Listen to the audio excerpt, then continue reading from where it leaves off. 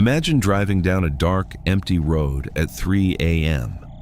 You know every turn, every tree, and every shadow. You're alone, miles from the nearest person, just trying to get home after a long shift. Then, you see something in the woods that shouldn't be there. Something tall, something pale, something without a face. This isn't a movie and it isn't a prank.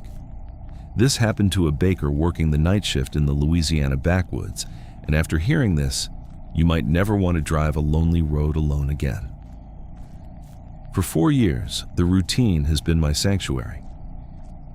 I worked the overnight shift at a local bakery in Louisiana during the seasonal rush, and while most people would find the hours grueling, I've always found peace in the quiet. I stay alone in a one-room fishing cabin on a secluded patch of property owned by my dad and uncle. Since they don't use it during the winter months, it's the perfect home base for my stint in the state. I know the road between that cabin and the bakery like the back of my hand.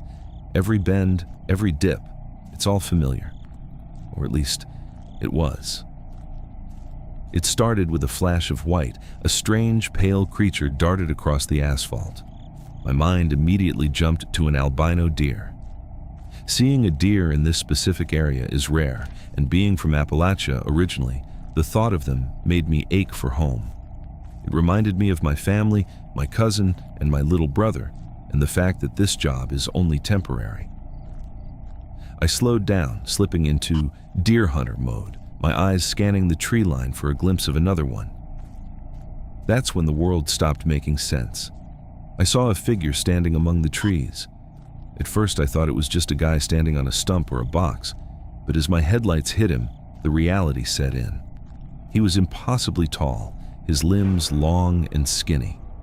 His face was a pale, blank void, smooth and lumpy like a yogurt-dipped raisin. There were no eyes, no mouth, just a terrifying white mask. And then I saw them. Dark, wiry vines or tentacles coming out of his back, swaying like they were alive. I didn't wait. I didn't look twice. I tore my eyes away and slammed my foot on the gas, pushing the car as fast as I could while my hands shook so hard I could barely steer. I was sobbing, hyperventilating, leaving frantic voice messages for a friend who I knew was fast asleep at 3:30 a.m. I was miles from anyone, trapped in my car on a road that suddenly felt like a death trap. To keep from losing it, I blasted songs from my childhood, singing along through the tears just to hear a human voice, even if it was just mine. As I sped through the woods, I noticed 2 cheap green plastic lawn chairs sitting in the ditch. It was so weird. Nobody ever goes out there. They looked like they were waiting for someone to sit and watch the road.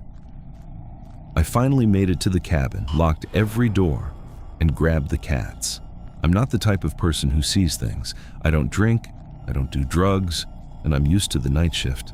This was real. I'm safe for now, tucked inside the cabin with the lights on, watching the shadows under the door. I told my dad to be careful, but how do you warn someone about a monster? The sun will be up soon, and the world will act like everything is normal. But as I sit here in the dark, I can't stop thinking about those 2 green lawn chairs in the ditch.